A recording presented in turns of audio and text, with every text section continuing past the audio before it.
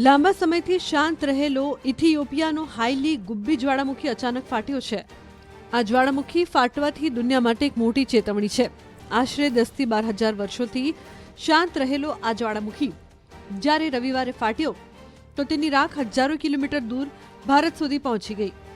દિલ્હીથી લઈને રાજસ્થાન અને ઉત્તર ભારતના ઘણા ભાગોમાં 25,000 થી 45,000 ફૂટની ઊંચાઈએ રાખના વાદળો છવાઈ ગયા હતા.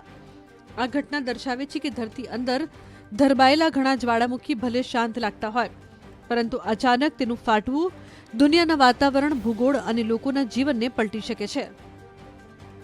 ઇથિયોપિયાનો આ જ્વાળામુખી વિસ્ફોટ માત્ર એક શરૂઆત છે. આવા ઘણા વિશાળ જ્વાળામુખી દુનિયામાં છે જે ગમે તે પળે ફાટી શકે છે અને દુનિયાનો નકશો ફેરવી શકે છે. આજે અમે તમને એવા 10 સૌથી ખતરનાક જ્વાળામુખી વિશે જણાવીશું જેના ફાટવાથી આખી દુનિયામાં તબાહી મચી શકે છે. માઉના લોઆ. હવાઈ દ્વીપ પર આવેલો માઉના લોઆ તેની ઊંચાઈ કરતાં પણ વધુ તેના વિશાળ કદ માટે જાણીતો છે.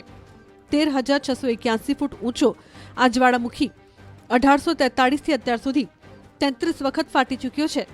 તેમાં છેલ્લે 1984માં મોટો વિસ્ફોટ થયો હતો. જોકે તેના વિસ્ફોટ એટલા ખતરનાક નથી, પણ તેના કદ અને લોકોની નજીક હોવાને કારણે તે ખૂબ જ ખતરનાક છે.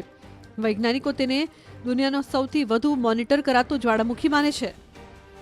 Mount Kilimanjaro. તાન્ઝાનિયામાં આવેલો 19,341 ફૂટ ઊંચો માઉન્ટ કિલીમંજારો આફ્રિકાની સૌથી ઊંચી ટોચ છે. તે લગભગ 3.6 લાખ વર્ષથી શાંત છે, પરંતુ તે ધરતી અંદર હજુ સક્રિય છે. તેના ગ્લેશિયર્સ ઝડપથી ઓગળી રહ્યા છે, જે ભૂતાપીય પરિવર્તનનો સંકેત આપી શકે છે. વૈજ્ઞાનિકો માને છે કે જો તે ફરીથી સક્રિય થયો તો તાન્ઝાનિયાના મોટા ભાગ પર અસર પડશે.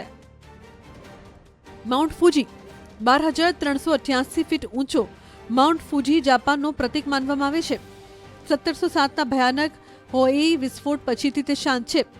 ટોક્યો જેવા ગીચ વસ્તીવાળા વિસ્તારની નજીક હોવાના કારણે તેને દુનિયાના સૌથી ખતરનાક નિષ્ક્રિય જ્વાળામુખીઓમાંથી એક ગણવામાં આવે છે. જો તે ફાટે તો કરોડો લોકો પર અસર પડી શકે છે.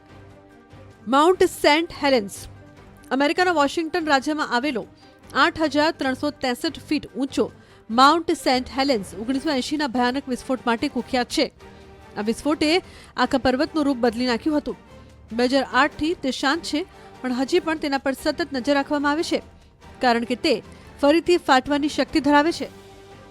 માઉન્ટ વેસુવિયસ. ઇટલીનો માઉન્ટ વેસુવિયસ ઇતિહાસના સૌથી ખતરનાક જ્વાળામુખીઓમાંથી એક છે. 4,203 ફીટ ઊંચા આ જ્વાળામુખી 79 ઈસવીસનમાં પેમ્પોઈ અને હર્ક્યુલિનસ શહેરોને સંપૂર્ણપણે નાશ કરી દીધો હતો. 1944થી તે શાંત છે, પણ નેપલ્સ જેવા મોટા શહેર નજીક હોવાના કારણે જોખમ ખૂબ મોટું છે.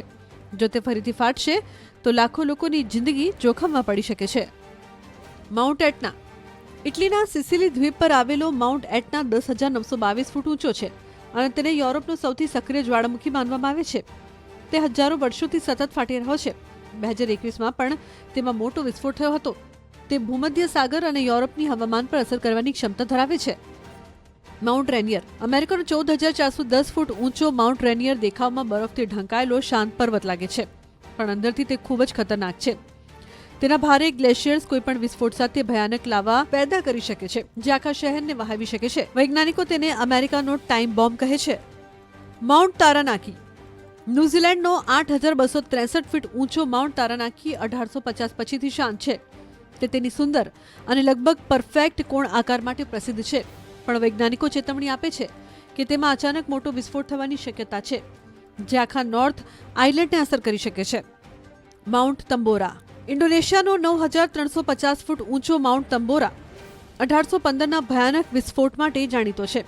તે વિસ્ફોટે વૈશ્વિક તાપમાન ઘટાડ્યું હતું અને યર વિધાઉટ અ સમર સર્જાયું હતું.